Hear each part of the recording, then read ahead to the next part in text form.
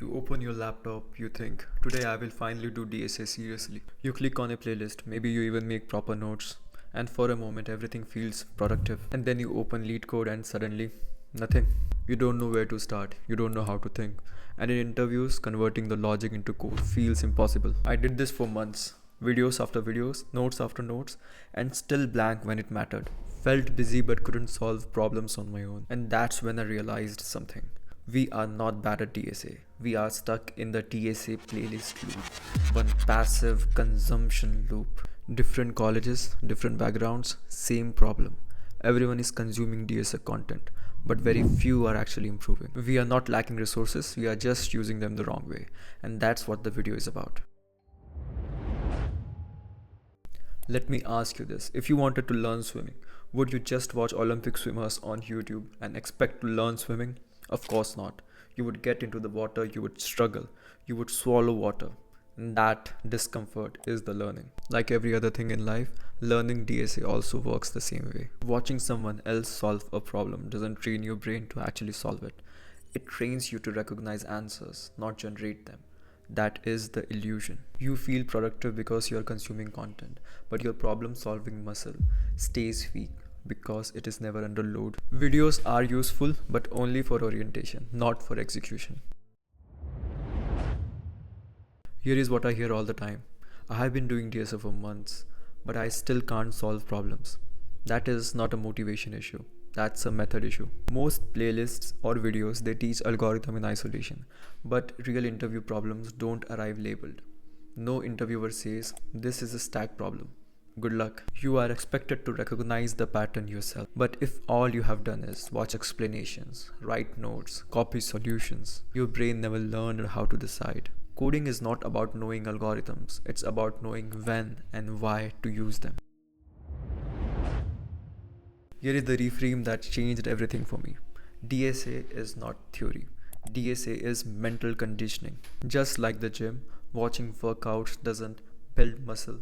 Reading about push-ups doesn't make you stronger. Only resistance does. Struggling with a problem is the workout. Confusion is not failure. It's proof that your brain is adapting to a higher load. There is a dangerous habit everywhere. You see a problem and you think, this should be easy. Let me just watch the solution. That single decision kills growth. And millions of people have watched the same DSA solution video. And if watching alone worked, then DSA won't filter anyone. Every time you jump to a solution, you outsource the hardest and the most valuable part, thinking under uncertainty. That is what the interviews test. This is the most common question I get, how DSA is used in real jobs. AI can already write code, so why are the interviews obsessed with it? And honestly, you're not wrong. Most software engineering jobs are not about reversing a linked list. It's about APIs, systems, debugging real world chaos. So why does DSA still matters? Because interviews are not testing your job. They are testing your thinking ceiling. In 45 minutes, they are asking one thing. Can this person think clearly when the problem is unfamiliar? And that's why DSA problems are so artificial. On purpose, they remove frameworks, they remove tutorials, they remove memorization. What's left is how you break down ambiguity, reason step by step, and recover when you're stuck. And one thing is clear now, AI can generate code, but you need to ask the right question and provide the right judgment. Because if you can't recognize pattern or judge complexity, you won't even know if the output is correct. DSA in coding interviews is less about memorized algorithms and more about demonstrating clear, logical thinking under pressure. And that process of reasoning is what truly matters. Here is the correct learning loop that builds real skill, not false confidence. Step 1 is learn the algorithm deeply. Not just how it works, but grasp the fundamental why. Focus on understanding the core concept it maintains throughout its execution. Step 2 is manual dry runs. This is a crucial step. Grab a pen and paper, run it yourself 5 to 10 times until you can see it clearly in your head. Step 3 is struggle with real problems. Pick 5 to 10 problems, sit with them.